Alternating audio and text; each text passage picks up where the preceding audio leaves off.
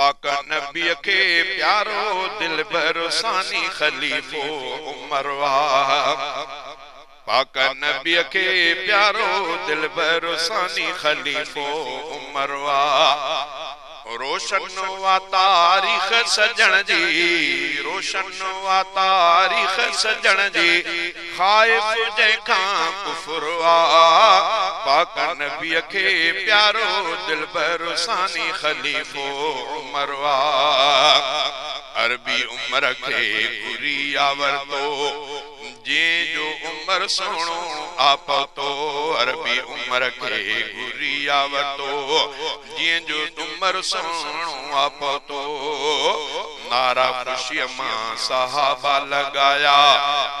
छुपी कुफर व्यो हकवा निकतो कलमो पढ़ी उते प्यारे उमर पो कलमो पढ़ी उते प्यारे उमर पो काबे जो खोलियो दरवा पाक नबी के प्यारो दिलबर सानी खलीफो उमर रोशन वा तारीख़ सजण जी ख़ाइफ़ जंहिंखां कुफर पाक नबी के प्यारो दिलबर सानी खलीफो उमर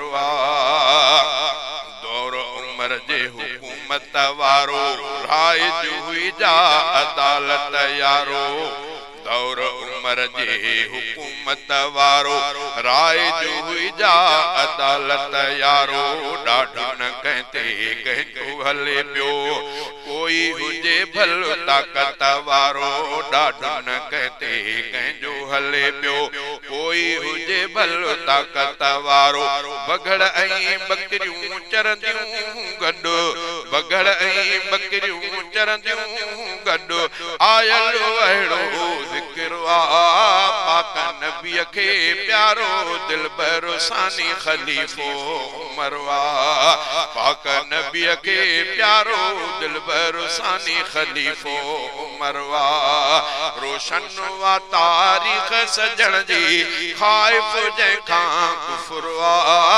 पाक नबी के प्यारो दिलबर सानी खलीफो उमर उमर जे दौर में ज़ल्ज़लो आयो उमर ज़मीन ते दुरूद बायो उमर जे दौर में ज़ल्ज़लो आयो उमर ज़मीन ते दुरूद बायो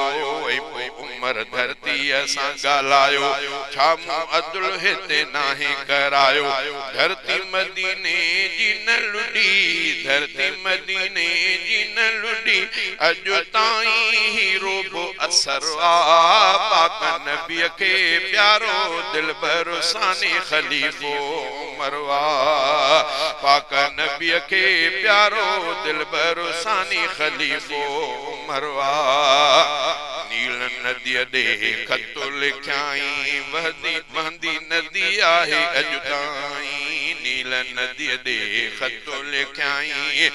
वहे नदी थी अॼु ताईं रस्म बुरी रवाज मिटाई शिरक कुफर जो बिजो कढियाई फैसलो जन मनु नबी जो फैसलो जन मनु नबी जो उमर कटियो तंहिंजो सिरवा पाक नबी के प्यारो दिलबर सानी खलीफो उमर रोशन वा तारीख़ सजण जी ख़ाइफ़ जंहिंखां कुफर पाक नबी के प्यारो दिलबर सानी खलीफो उमर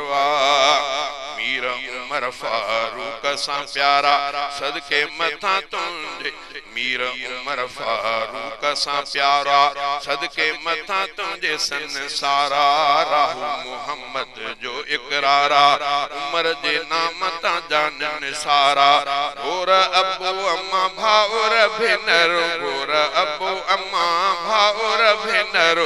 गोर ही मुंहिंजो घर पाक नबी के प्यारो दिलबर सानी खलीफो उमर रोशन वा तारीख़ सजण जी ख़ाइफ़ जंहिंखां कुफर